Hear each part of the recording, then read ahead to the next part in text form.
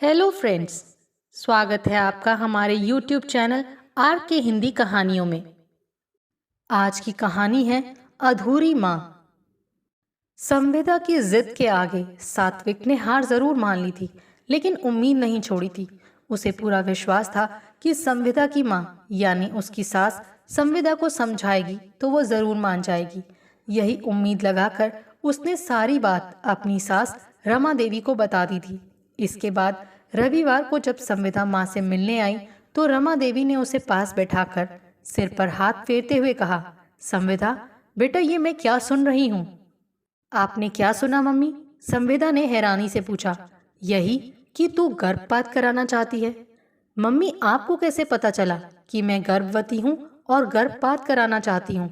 लगता है ये बात आपको सात्विक ने बताई है। उनके पेट में भी ना कोई बात नहीं पचती। बेटा, सात्विक ने बताकर कुछ गलत तो नहीं किया। वो जो कह रहा है ठीक ही कह रहा है। बेटा, माँ बनना औरत के लिए बड़े गर्व की बात होती है। तुम्हारे लिए तो ये गर्व की बात है कि तुम्हें ये मौका मिल रहा है और तुम हो कि गर्भ नष्ट कराने की बात कर रही हो। मम्मी, जीवन में बच्चे पैदा करना ही गर्व की बात नहीं होती। अभी तो मुझे बहुत कुछ करना है। हमारा नया नया कारोबार है, इसे जमाना ही नहीं बल्कि और आगे बढ़ाना है। बच्चा पैदा करने से पहले उसके भविष्य के लिए बहुत कुछ करना है। बच्चा तो बाद में भी हो जाएगा। अभी बच्चा होता है तो उसकी वजह से कम 2 साल मुझे घर में ही रहना होगा। मैं ऑफिस नहीं जा पाऊंगी। आपको तो पता है मैं कितना काम करती हूँ। मेरा काम कौन करेगा? मैं अभी रुकना नहीं चाहती। धीरज रखो बेटा, तुम्हारा कारोबार चल निकला है।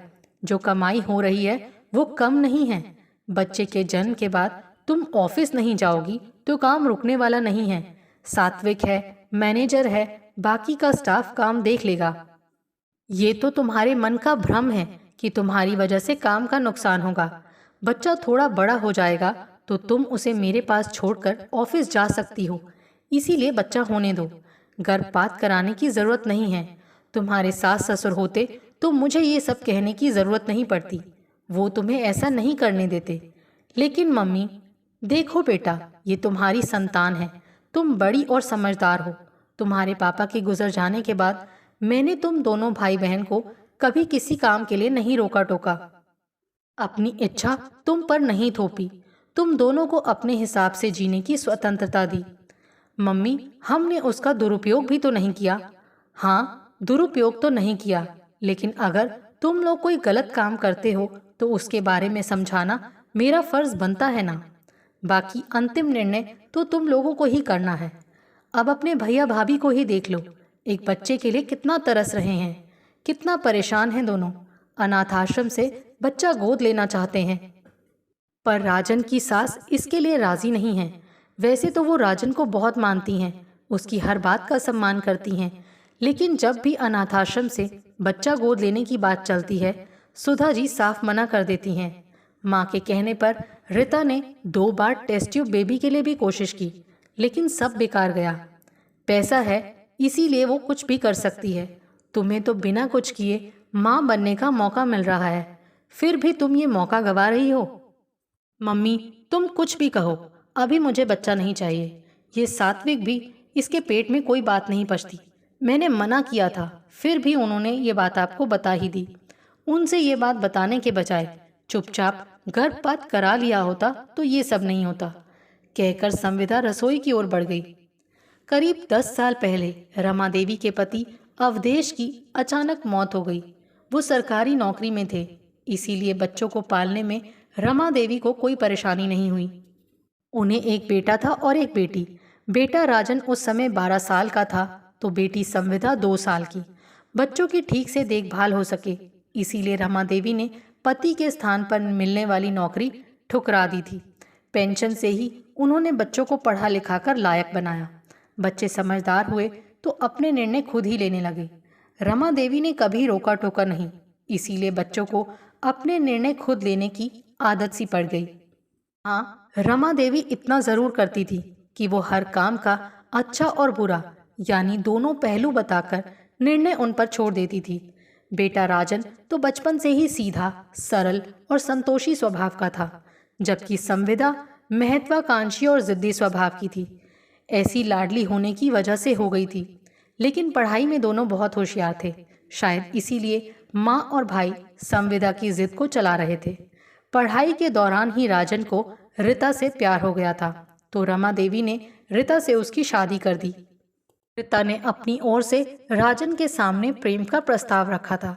शायद राजन का स्वभाव उसे पसंद आ गया था। रीता के पिता बहुत बड़े कारोबारी थे। नोएडा में उनकी 3 फैक्ट्रियां थीं। वो माँ बाप की इकलौती संतान थी। उसे किसी चीज की कमी तो थी नहीं, बस एक अच्छे जीवन साथी की जरूरत थी। राजन उसकी जाति बिरादरी का पढ़ा लिखा संस्कारी लड़का था, इसीलिए घर वालों ने भी एतराज नहीं किया और रीता की शादी राजन से कर दी। शादी के बाद राजन ससुराल में ही रहने लगा, लेकिन ऑफिस जाते और घर लौटते समय वो माँ से मिलने जरूर आता था। हर रविवार को रीता भी राजन के साथ सास से मिलने आती थी। इस तरह रमा देवी बेटे की ओर से निश्चिंत हो गई थी। भाई की तरह संविदा ने भी सात्विक से प्रेम विवाह किया। सात्विक पहले नौकरी करता था। उसे 6 अंकों में वेतन मिलता था। उसे भी किसी चीज की कमी नहीं थी। 3 बेडरूम का फ्लैट था, गाड़ी थी। पिता काफी पैसा और प्रॉपर्टी छोड़ गए थे। वो सरकारी अफसर थे। कुछ समय पहले ही उनकी मौत हुई। उनकी मौत के 6 महीने बाद ही सात्विक की माँ की भी मौत हो गई। उसके बाद संविदा और सात्विक ही रह गए थे। सात्विक का कोई भाई बहन भी नहीं था। संविदा भी पहले नौकरी करती थी। उसे भी 6 अंकों में वेतन मिलता था। इस तरह पति पत्नी अच्छी कमाई कर रहे थे, लेकिन संविदा को इसमें संतोष नहीं था। वो चाहती थी कि भाई की तरह उसका भी अपना कारोबार हो, क्योंकि नौकरी और अपने कारोबार में बड़ा अंतर होता है। अपना कारोबार तो अपना ही होता है। नौकरी कितनी भी बड़ी क्यों ना हो, कितना भी वेतन मिलता हो, नौकरी करने वाला नौकर ही होता है। इसीलिए संविदा भाई की तरह अपना कारोबार करना चाहती थी। वो फ्लैट में भी नहीं, कोठी में रहना चाहती थी। अपनी बड़ी सी गाड़ी और ड्राइवर चाहती थी। यही सोचकर उसने सात्विक को प्रेरित किया, जिससे उसने अपना कारोबार शुरू किया, जो चल निकला। कारोबार शुरू करने में राजन के ससुर ने काफी मदद की थी। संविदा ने सात्विक को अपनी प्रेगनेंसी के बारे में बताया तो वो बहुत खुश हुआ, जबकि संविदा अभी बच्चा नहीं चाहती थी। वो अपने कारोबार को और बढ़ाना चाहती थी। अभी वो अपना जो काम बाहर कराती थी, उसके लिए एक और फैक्ट्री लगाना चाहती थी। इसी के लिए वो काफ़ी मेहनत कर रही थी। इसी वजह से अभी बच्चा नहीं चाहती थी, क्योंकि बच्चा होने पर कम से कम उसका 1 साल तो बर्बाद होता ही। अभी वो इतना समय गंवाना नहीं चाहती थी।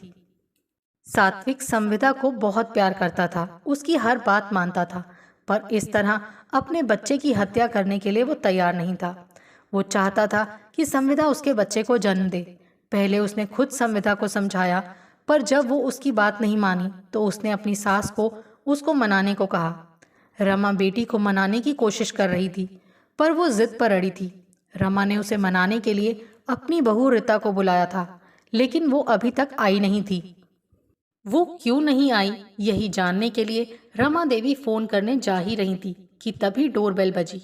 रीता अकेली आई थी। राजन किसी जरूरी काम से बाहर गया था। संविदा भैया भाभी की बात जल्दी नहीं टालती थी। वो अपनी भाभी को भी बहुत प्यार करती थी।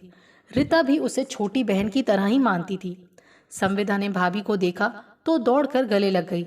बोली, भाभी आप ही मम्मी को समझाएं, अभी मुझे कितने काम करने हैं, जबकि ये लोग मुझ पर बच्चे की जिम्मेदारी डालना चाहते हैं। रीता ने उसका हाथ पकड़कर पास बैठाया और फिर गर्भपात ना कराने के लिए समझाने लगी। ये क्या भाभी, मैंने तो सोचा था आप मेरा साथ देंगी, पर आप भी मम्मी की ही हाँ में मिलाने लगी। संविदा ने ताना मारा।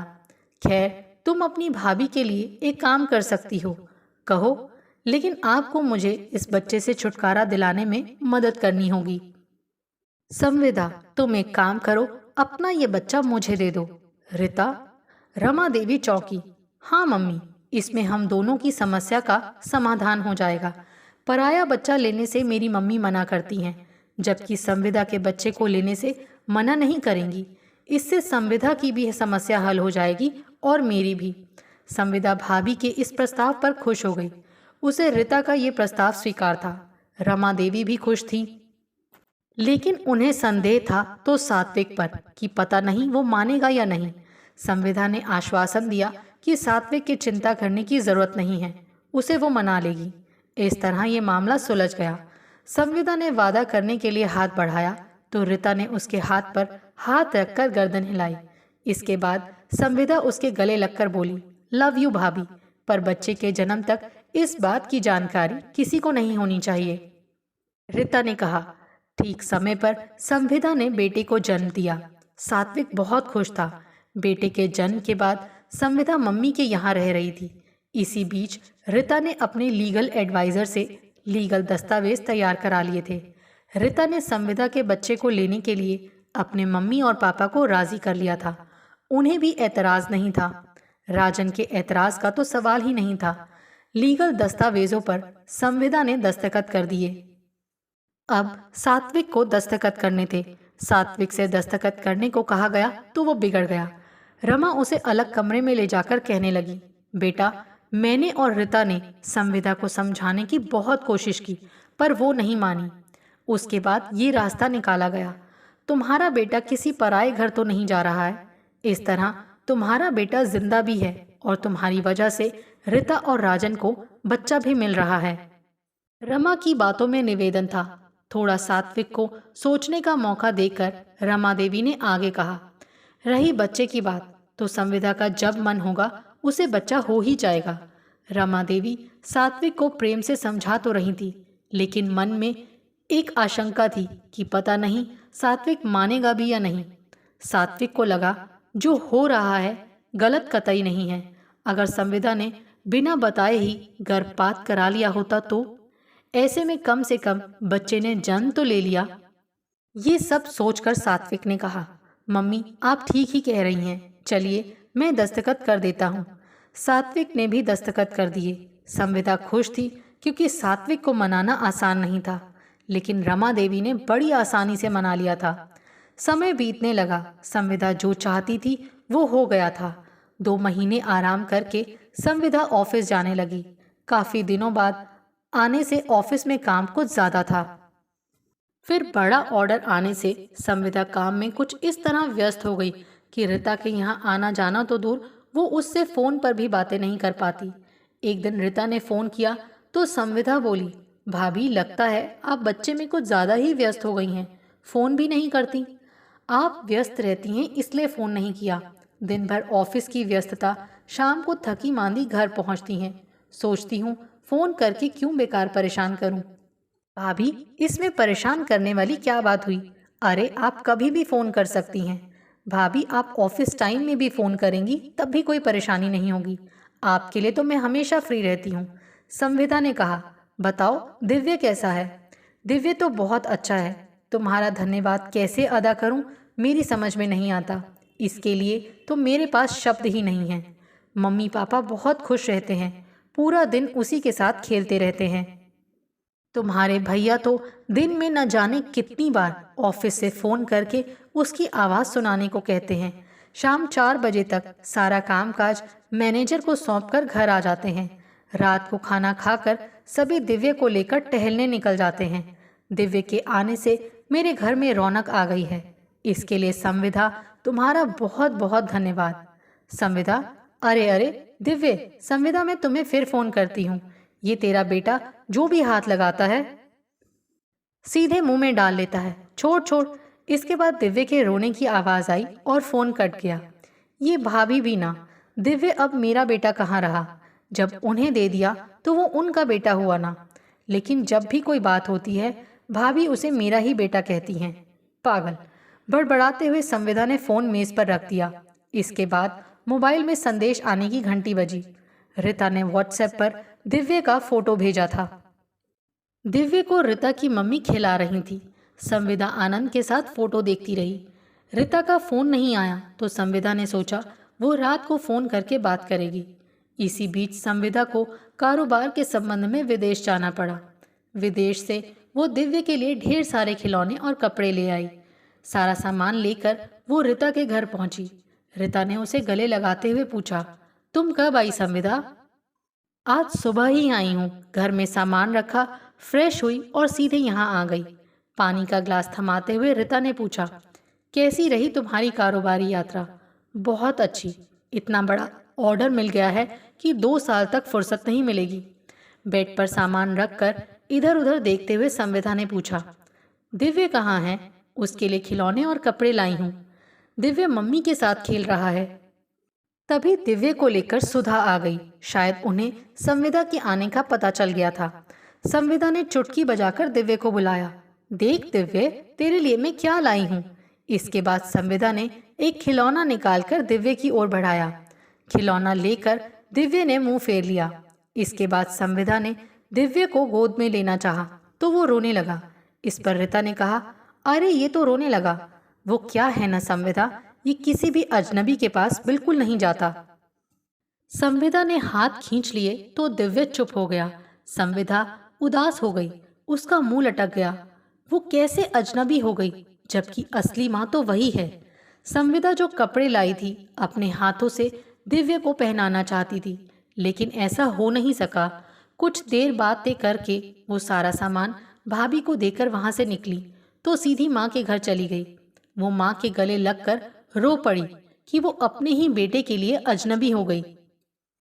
रमा देवी ने संविदा के सिर पर हाथ फेरते हुए समझाया कि वो जी छोटा ना करे। दिव्य बड़ा होगा तो खुद ही उसके पास आने लगेगा। उससे अपनी खुशी भाई भाभी को दी है, इसीलिए अब उसे अपना बेटा मानकर मन को दुखी ना करे। इसके बाद संविदा को पानी पिलाकर उसके कारोबार और विदेश की यात्रा के बारे में बातें करने लगी तो संविदा उत्साह में आ गई। कारोबार में व्यस्त हो जाने की वजह से संविदा को किसी से मिलने का समय नहीं मिल रहा था। सात्विक अब अक्सर बाहर ही रहता था। फोन पर ही रीता संविदा को दिव्य के बारे में बताती रहती थी कि आज उसने ये खाया, ऐसा किया, ये सामान तोड़ा। मम्मी तो उससे बातें भी करने लगी हैं। अगर वो राजन के पास होता है तो वो उसे किसी दूसरे के पास नहीं जाने देते। जिस दिन दिव्य बेड पर पकड़कर खड़ा हुआ और 4-5 कदम चला, रीता ने उसका वीडियो बनाकर संविदा को भेजा। अब तक दिव्य 10 महीने का हो गया था। 2 महीने बाद उसका जन्मदिन आने वाला था। सभी उत्साह में थे कि खूब धूमधाम से जन्मदिन मनाया जाएगा। जन्मदिन मनाने में मदद के लिए संविदा को भी एक दिन पहले आने को कह दिया गया था। जब भी रीता और संविदा की बात होती थी, रीता ये बात याद दिलाना नहीं भूलती थी। संविदा भी खूब खुश होती। उस दिन मीटिंग खत्म होने के बाद संविदा ने मोबाइल देखा तो रीता की 10 मिस्ड कॉल थीं। इतनी ज्यादा मिस्ड कॉल्स, कहीं मम्मी? उसके मन में किसी अनहोनी की आशंका हुई। संविदा ने तुरंत रीता को फोन किया। दूसरी ओर से रीता के रोने की आवाज आई। रोते हुए उसने कहा, कहाँ थी तुम? कितने फोन किए, तुमने फोन क्यों नहीं उठाया? मीटिंग में थी। ऐसा कौन सा जरूरी काम था जो इतने फोन कर दिए? दिव्य को अस्पताल में भर्ती कराया है, रीता ने कहा। संविदा ने तुरंत फोन काटा और सीधे अस्पताल जा पहुंची। दिव्य तमाम नलियों से घिरा स्पेशल रूम में बेड पर लेटा था। नर्स उसकी देखभाल में लगी थी। डॉक्टर भी खड़े थे। वो अंदर जाने लगी तो रीता ने रोका। डॉक्टर ने अंदर जाने से मना किया है। क्या हुआ है दिव्य को? संविदा ने पूछा। कई दिनों से बुखार था। फैमिली डॉक्टर से दवा ले रही थी, लेकिन बुखार उतर ही नहीं रहा था। आज यहाँ ले आई तो भर्ती कर लिया। अब ठीक है, चिंता की कोई बात नहीं है। संविदा सोचने लगी, इतने दिनों से बुखार था, राजन ने ध्यान नहीं दिया। ये इनका अपना बेटा तो है नहीं, इसीलिए ध्यान नहीं दिया। खुद पैदा किया होता तो ममता होती। मेरा बच्चा है ना, इसीलिए इतनी लापरवाही रही। आज कुछ हो जाता तो? संविदा ने सारे काम मैनेजर को समझा दिए और खुद अस्पताल में ही रुक गई बेटे की देखभाल के लिए। रीता ने उससे बहुत कहा कि वो घर जाए, दिव्य की देखभाल वो कर लेगी, पर संविदा नहीं गई। उसकी जिद के आगे रीता को झुकना पड़ा। अगले दिन किसी जरूरी काम से संविदा को ऑफिस जाना पड़ा। वो ऑफिस से लौटी तो देखा रीता दिव्य के कमरे से निकल रही थी। संविदा ने इस बारे में डॉक्टर से पूछा तो उसने कहा, माँ को तो अंदर जाना ही पड़ेगा। बिना माँ के बच्चा कहाँ रह सकता है? संविदा का तो जैसे मुंह ही उतर गया। माँ वो थी, अब उसका स्थान किसी दूसरे ने ले लिया था। वो दिव्य को देख तो पाती थी, लेकिन बीमार बेटे को गोद नहीं ले पाती थी। इसी तरह 2 दिन बीत गए। रोजाना शाम को सात्विक भी अस्पताल आता था। रीता बार बार संविदा से निश्चिंत रहने को कहती थी, लेकिन वो निश्चिंत नहीं थी। अब वो दिव्य को पल भर के लिए भी आंखों से ओझल नहीं होने देना चाहती थी। 5वें दिन डॉक्टर ने दिव्य को घर ले जाने को कह दिया। सभी रमा देवी के घर इकट्ठा थे। संविदा ने दिव्य को गोद में लेकर कहा, मैंने इसे जन्म दिया है, इसीलिए ये मेरा बेटा है, ये मेरे साथ रहेगा। तुम्हारा बेटा कैसे है? मैंने इसे गोद लिया है, रीता ने तल्खी से कहा। तुम इसे कैसे ले जा सकती हो? कुछ भी हो, अब मैं दिव्य को तुम्हें नहीं दे सकती। तुम उसकी ठीक से देखभाल नहीं कर सकी। बिना देखभाल के ही ये इतना बड़ा हो गया। एक बार जो हो गया वो अब दोबारा नहीं हो सकता। ऐसा तो नहीं है? अब तुम्हारा कारोबार कौन देखेगा? इसे दिन में संभालोगी, ऑफिस कौन देखेगा? तुम्हें इस सब की चिंता करने की जरूरत नहीं है। कारोबार मैनेजर संभालेगा तो ऑफिस सात्विक। मेरे कारोबार और ऑफिस के लिए तुम्हें परेशान होने की जरूरत नहीं है। कुछ भी हो, अब मेरा बेटा मेरे पास ही रहेगा। रीता और संविदा को लड़ते देख सब हैरान थे। ननद भौजाई का प्यार पल भर में खत्म हो गया था। किसी की भी समझ में नहीं आ रहा था कि कोई किसी को क्या कहकर समझाए। रीता ने धमकी दी कि उसके पास दिव्य को गोद लेने के कागज हैं, तो संविदा ने कहा कि उन्हीं को लेकर देखती रहना। रीता ने दिव्य को गोद में लेने के लिए हाथ आगे बढ़ाए तो राजन ने उसके हाथ थाम लिए, उसे पकड़कर बाहर लाया और कार में बैठा दिया। रीता रो पड़ी।